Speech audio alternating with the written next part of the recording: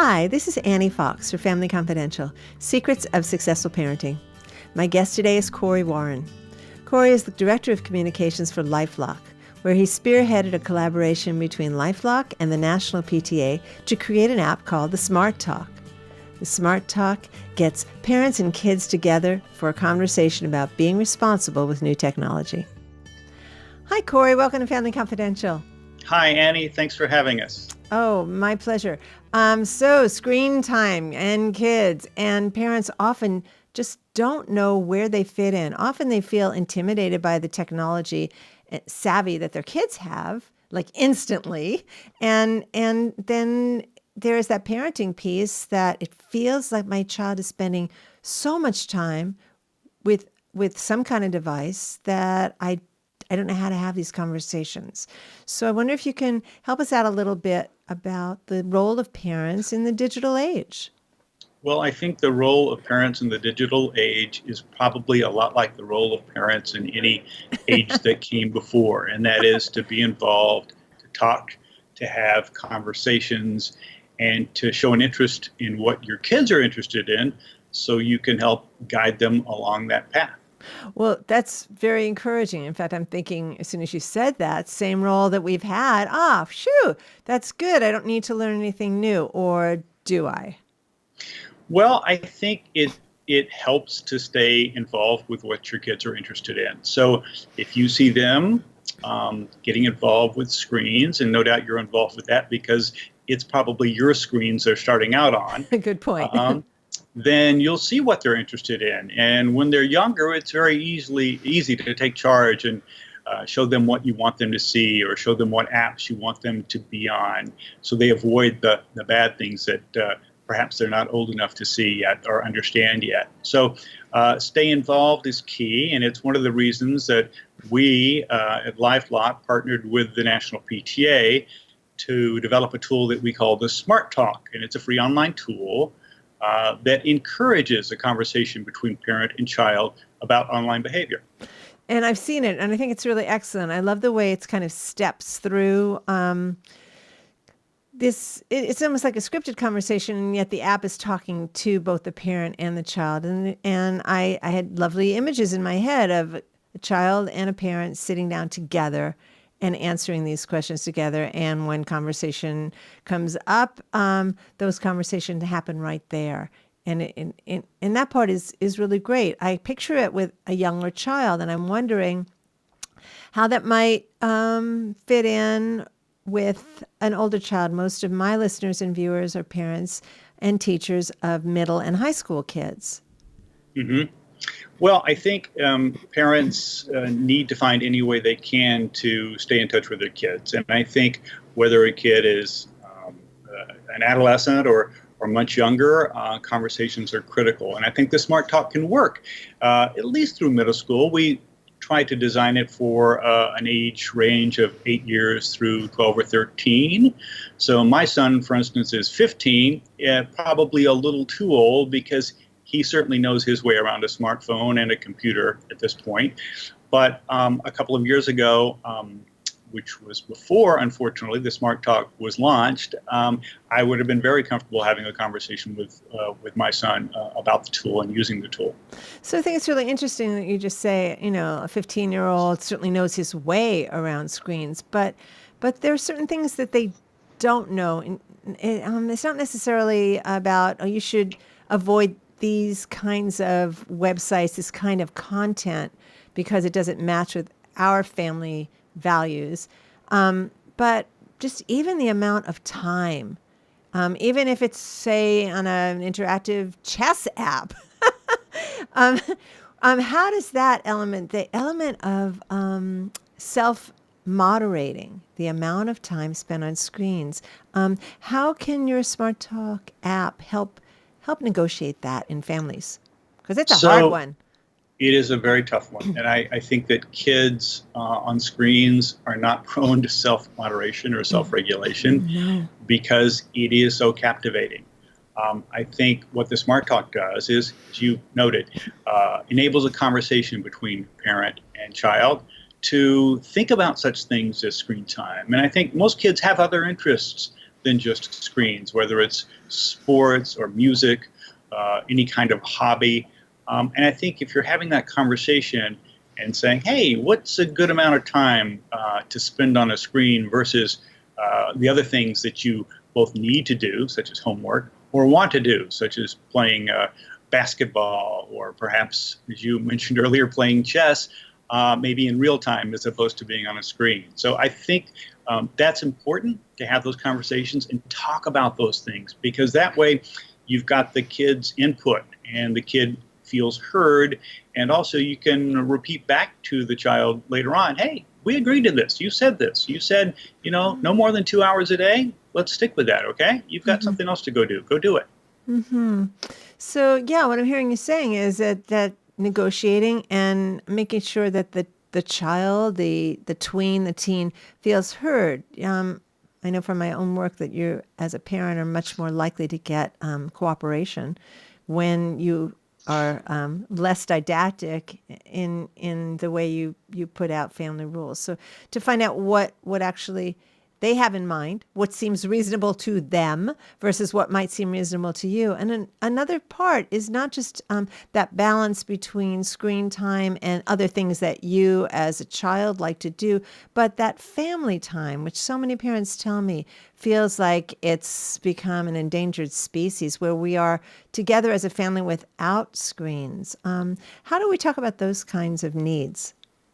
Well, in the Smart Talk tool, we devote some questions to that about some parts of the day where screens shouldn't be allowed, some places in the house where screens shouldn't be allowed. And you can use the tool to decide what those might be. At the dinner table, I think, is a very good place to not have a screen. So you can have those conversations that your parents had with you as you were growing up, and your grandparents had with your parents as they were growing up. I think there are a lot of ways that you can limit where those screens are used. If it's bedtime, absolutely. It's we ask in the tool where the agreed upon place is to put any devices at bedtime. So I can speak from experience with my son. If the device is in his room, he's going to be looking at it long past when he should be, and it shouldn't be in there. So we've made, in our household, the plan to have it in our bedroom or downstairs where he doesn't have access to it anytime past bedtime. And your 15-year-old is cool with that? Yeah, he is. Well, he knows over time, and the way we've talked about it with him, that's the rule. And if there if it's found in his room, and I can't say that it hasn't been once or twice, but there are then repercussions and consequences for that. So what we're talking about is rules that come out of respectful two-way conversations, and there's a consistency on the part of the parent. And then I'm also hearing that there's a consequence for going back against what you agreed to, which I love that. Those all fit in with, my style of parenting and working with parents around any kind of issues. It's very, very clear. What I also know is that teenagers are, how can I put this? Well, the world doesn't revolve around their friends. A teen's world revolves because of their friends. And when you try to cut off contact with their social life, it can feel very much like they're out at sea, that you've taken them off life support. And there can be a very heavy pushback. How do you deal? Well, I think you have to be reasonable about it, and you have to realize what works for your kid and works for you. For instance, we found through making some mistakes along the way. Oh, please share a mistake, please. Just speaking as a parent, not as someone with in talking about the Smart Talk, is that if you take a device away as punishment, for instance, if I were to find the smartphone in my son's room after bedtime, if I were to take that away, and usually I would take it away for a period of time, if I take it away for all of the next day, then he's lost, you're right, his social contact with his friends, but I've also lost a little leverage versus taking it away for a couple of hours in the morning. Say it's a Saturday. He took it in on Friday night because it's Friday night, it's the weekend. If I take it away for all of Saturday, or even worse, if I get carried away and say, hey, you've lost it for the weekend, then I've lost a lot of leverage with him. Versus taking it away for, hey, you've lost it for a couple of hours. You're not going to wake up and get on your phone in the morning. You're going to have to wait a couple of hours, and we're going to have to see some good behavior, and maybe we'll take care of homework or some chores around the house that need to be done. So I think we just have to be smart about that and not overreact. Yeah, overreacting, that's a really important point, because sometimes kids will just, they'll try to sneak stuff. They'll try to bend the rules. They'll try to see what they can do under the radar. And as a result, we could overreact and become more punitive than we need to be. And I love the way you say you can lose leverage in that way. When you become unreasonable in your overreaction, then you're probably likely to encourage more sneaking if they feel like they can't win the game. Yeah, if they feel like you're always against them and it's a constant conflict, and that's not good either. Another thing that we like to emphasize with the Smart Talk tool, Annie, is just good online behavior.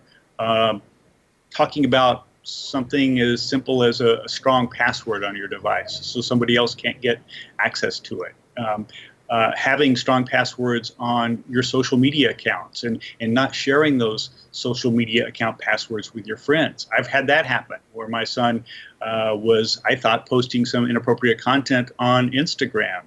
And I found out later that it wasn't him, it was a friend of his who had his password. So these are just things that you might not think about when you first start thinking about your child with a smart device, but they become very real because we've raised our children to share. And then this is a case where maybe we don't want them sharing as much as we've trained them to. Yeah, this is a really interesting point. And I'm almost wondering if it makes sense in the same way that we do a driver's ed kind of thing before we hand over the keys, that a parent and a child of any age who has not yet gotten access to digital media to sit down with this Smart Talk app and have this conversation beforehand. And maybe there is a preliminary training program so that, here are the rules we've agreed to, and now we're going to try it out and see how you do. Exactly. And in fact, the final question on the Smart Talk tool is, when are we going to revisit this again? Is it going to be 6 months from now, 3 months from now? And that's a time, once you set that, where you can see how your child is doing with the smart device. Is he or she using it smartly? And is he or she earning some new privileges because they are doing well with their device? Or do you need to rein it in more and be a little bit more scripted and prescriptive in terms of their interaction on the screen? I like it. So that behooves a parent to really stay on top of things and to continue having these conversations so that, ultimately, we want our children to grow up and be able to self-regulate. Absolutely. That's the whole idea. And I think one other important aspect of the Smart Talk is that once you complete the questionnaire, and it's kind of a fun questionnaire to fill out and talk about with your child, you save it, you print it, and you can both sign it so it becomes more official. Hey, you have signed this, you've agreed to this, now let's stick to it. And then you can put it on a family bulletin board, you can put it on your refrigerator so you can quickly refer to it when issues come up. I love it. Okay, well, this has been really good, Cory. I know parents sometimes feel like it's all out of control. And you've given them a place to start, to have a conversation, and hopefully to encourage them to continue having these conversations, because stuff comes up, kids' needs change, and devices and access points change. So kudos to you. I'm pleased to have had this opportunity to talk to you. We've got about a minute left, and I'd love for you to give our viewers and listeners an opportunity to learn where online they can find out more about what you do. Well, you can visit thesmarttalk.org. Very simple. That'll take you to the home page. If you don't feel like you're quite ready to dive into it at that moment with your child, you may want to take a look at it with your partner, your spouse, and see. Good idea. Make sure you and your spouse are in agreement on these points about screen time and where the devices are going to be held at bedtime, etc. So spend some time with it, take a look at it, and then you can dive in with your child. I just had another thought. If you are a child-free couple, you could use this to manage some imbalance that you might perceive between your use and your partner's use of these devices as well, right? Yes, that's very true. You could use it with just about anybody, I suppose, who'd be willing to sit down and talk with you about it. Good one. Well, thanks again for your time, Cory. I really appreciate it. Annie, thanks so much. And remember, thesmarttalk.org. Okay, thanks. Bye now. This is Annie Fox for Family Confidential. To learn more about my work with tweens, teens, and their parents, visit anniefox.com. And check out my parenting book, Teaching Kids to Be Good People, Progressive Parenting for the 21st Century. And my latest book for tween girls, the Girls' Q&A book on friendship, 50 Ways to Fix a Friendship Without the Drama. And please rate us on iTunes. It helps other folks find the show. Family Confidential podcast is produced by Electric Eggplant, creators of books and apps for parents, kids, tweens, and teens. And tune in next time. My guest will be Karen Bunnell. Karen has over 30 years of experience working with couples and families facing transition, loss, growth, and change. Her work as a collaborative divorce coach spurred her determination to write the Co-Parents Handbook, a book in which parents can learn the best ways to support their children, strengthen their co-parenting, and discover the necessary tools to skillfully create a two-home family. Karen and I will be talking about divorce, dating, and kids. Until next time, happy parenting.